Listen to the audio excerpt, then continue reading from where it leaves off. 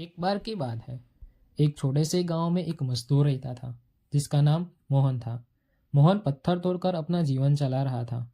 वह दिन रात मेहनत करता था, लेकिन उसकी जिंदगी में कोई भी सुधार नहीं हो रहा था।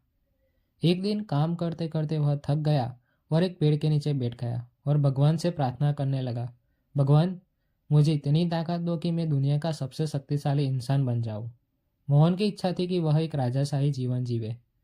मोहन की प्रार्थना सुनकर भगवान प्रकट हुए और कहा, तुम्हारी इच्छा पूरी होगी। अगले ही दिन मोहन एक राजा बन गया। उसके पास महल, धन दौलत और ऐश्वर्य था। लेकिन कुछ समय बाद उसने देखा कि सूरज की गर्मी इतनी तेज है कि वह महल के अंदर भी चैन से नहीं रह पा रहा था।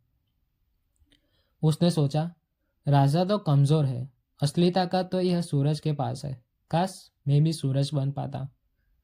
भगवान ने इसकी यह इच्छा भी पूरी कर दी। अब मोहन सूरज बन गया था। वह अपनी गर्मी से पूरी दुनिया को उलझा रहा था, खुद को शक्तिशाली महसूस कर ही रहा था। लेकिन तभी बादल आए और उसकी रोशनी को ढक दिया।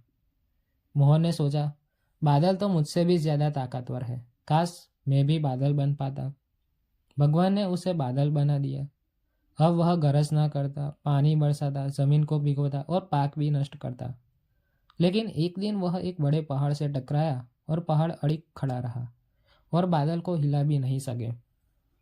मोहन ने सोचा, इस दुनिया में सबसे ताकतवर तो यह पहाड़ है। काश मैं भी पहाड़ बन पाऊं।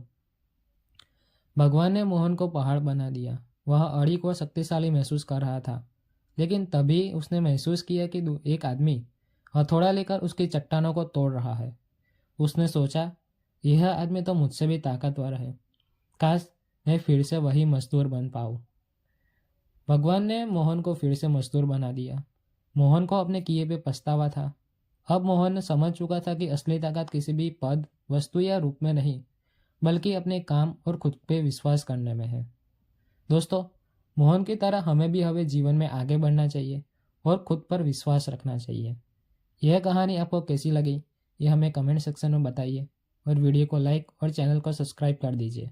मिलते हैं अगली वीडियो में।